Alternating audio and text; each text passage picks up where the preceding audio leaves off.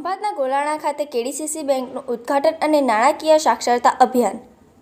ખંભાતના ગોલાણા ગામે district central cooperative bank નડિયાદની 13 વર્ષ પછી નવી ગોલાણા શાખાનું ઉદ્ઘાટન કાર્યક્રમ અને નાણાકીય સાક્ષરતા અભિયાન કેમ્પ યોજાયો. કાર્યક્રમમાં ધારાસભ્ય ચિરાગભાઈ પટેલ, જિલ્લા ભાજપ પ્રમુખ સંજયભાઈ પટેલ અને કેડીસીસી બેંકના ચેરમેન તેજસભાઈ પટેલ સહિતના આગેવાનો ઉપસ્થિત રહ્યા હતા. આ અવસરે કેડીસીસી બેંકે ગુજરાતની પ્રથમ વોટ્સએપ બેંકની શરૂઆત કરવાનું એલાન કર્યું. તે ઉપરાંત કેડીસીસી બેંક દ્વારા ખેડૂતો અને પશુપાલકો માટે માઇક્રો એટીએમ સુવિધા પણ શરૂ કરવામાં આવી છે, જેના દ્વારા તેઓ પોતાના નાણાં દૂધ મંડળીમાંથી ઉપાડી શકે છે.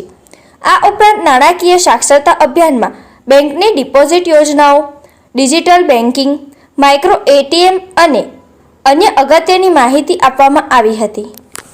કાર્યક્રમમાં ધારાસભ્ય ચિરાગભાઈ પટેલે કેડીસીસી બેંકના સમર્થન અને વિકાસ માટે અભિનંદન પાઠવ્યા હતા.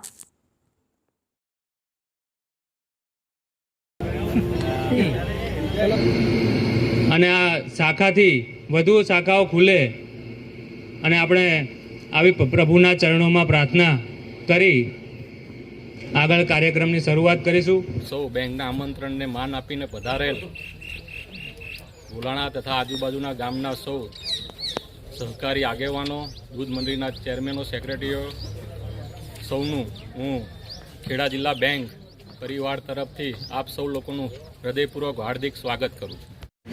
જિલ્લા બેંકનો ચિતાર મેં ભાઈ શ્રી જીગાભાઈજીથી મેળવ્યો તો 2012 થી 2024 સુધી, એટલે કે 12 વર્ષના વાણા વયા ત્યાં સુધી એક પણ શાખા નવી બેંક ખોલી શકી નહોતી. આપણે પક્ષાપક્ષીની વાત ના કરીએ, પણ જ્યારે સત્ય હકીકત હોય તો એ વાત તો આપણા હોઠ ઉપર આવી જ જાય. પહેલાના ચેરમેન એ કોંગ્રેસી કલ્ચરના હતા અને કોંગ્રેસ પક્ષથી હતા.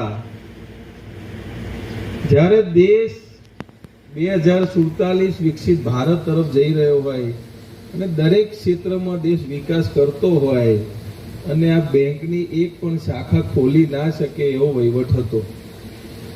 જીગાભાઈ આયા, એમના આયા પછી જે માન્ય સ્તરો એચીવ કરવાના હોય, ક્રાઇટેરિયા આવતા હોય કે ભાઈ તમે આટલા ક્રાઇટેરિયા ફૂલ કરો તો જ તમને નવી શાખાની મંજૂરી મળે.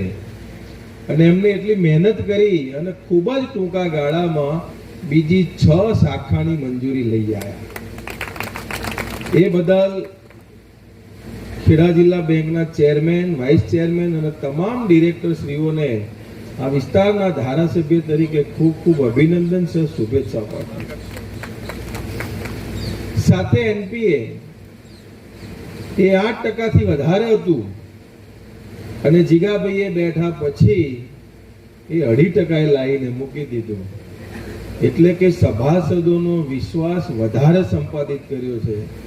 હું ચોક્કસપણે ખાતરીપૂર્વક આજે આ મંચ ઉપરથી કહી શકું કે આવનારા વર્ષોમાં, આવનારા સમયમાં જીગાભાઈના નેતૃત્વમાં ખેડા જિલ્લા બેંક ખૂબ પ્રગતિ કરવા જઈ રહી છે.